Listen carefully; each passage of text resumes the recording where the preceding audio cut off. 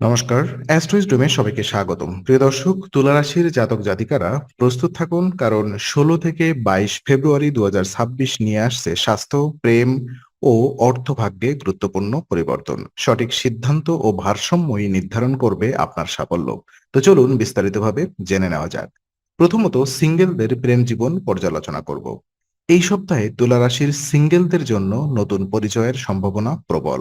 কেতুর একাদশ ঘরের প্রভাবে আপনার সামাজিক পরিসর বাড়লে আহ বাড়বে এবং বন্ধু বা পরিচিতদের মাধ্যমে নতুন কারোর সাথে আলাপ হতে পারে। আপনার আকর্ষণ ক্ষমতা স্বাভাবিকের বেশি থাকবে, ফলে সহজেই কারোর দৃষ্টি আকর্ষণ করতে পারবেন।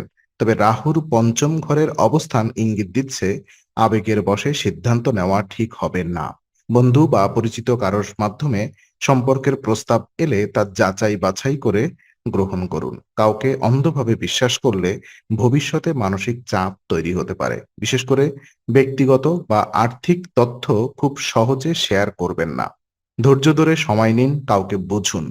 আপনি যদি বাস্তববাদী দৃষ্টিভঙ্গি বজায় রাখেন, তাহলে এই সপ্তাহ একটি সুন্দর সম্পর্কের সূচনা করতে পারে। আর যারা প্রেমে আছেন তাদের ক্ষেত্রে ইতিমধ্যেই যারা প্রেমের সম্পর্কে রয়েছেন তাদের জন্য এই সপ্তাহ মোটামুটি ইতিবাচক। সম্পর্কের মধ্যে আনন্দ ও হালকা মেজাজ থাকবে। স্বাস্থ্য ভালো থাকায় মানসিক স্থিরতাও বজায় থাকবে, যা প্রেমের সম্পর্কে ইতিবাচক প্রভাব ফেলবে। তবে অতিরিক্ত বিশ্বাস বা অতি নির্ভরশীলতা সমস্যা তৈরি করতে পারে। আর্থিক বিষয় বা ভবিষ্যৎ পরিকল্পনা নিয়ে সঙ্গীর সাথে খোলামেলা আলোচনা জরুরি।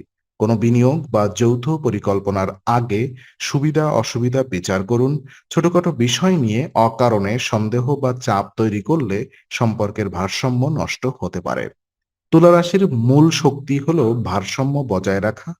এই গুণটি কাজে লাগান। ধৈর্য, পরস্পরের প্রতি সম্মান এবং স্বচ্ছতা বজায় রাখলে সম্পর্ক আরো দৃঢ় ও স্থিতিশীল হবে।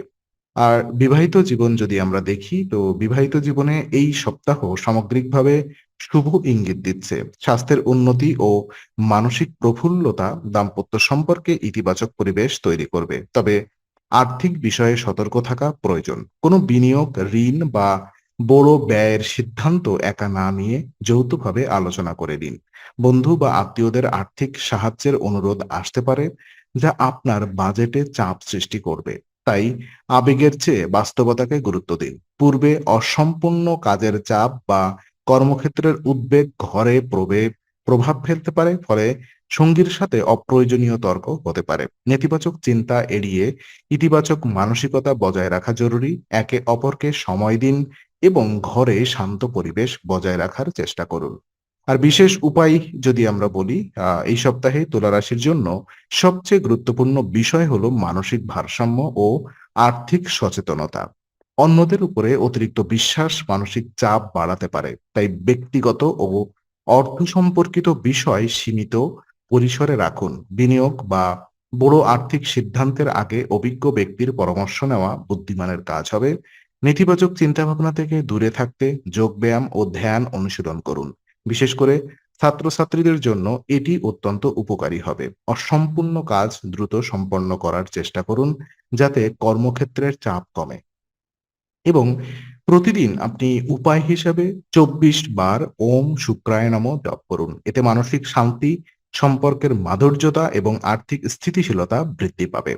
আজকের আলোচনা আমরা এখানেই শেষ করছি। ভালো লেগে থাকলে লাইক, কমেন্ট ও শেয়ার করুন। আরো এমন ভিডিও পেতে অবশ্যই চ্যানেলটি সাবস্ক্রাইব করুন। আবার দেখা হবে। ততক্ষণ ভালো থাকুন, শান্তিতে থাকুন। নমস্কার।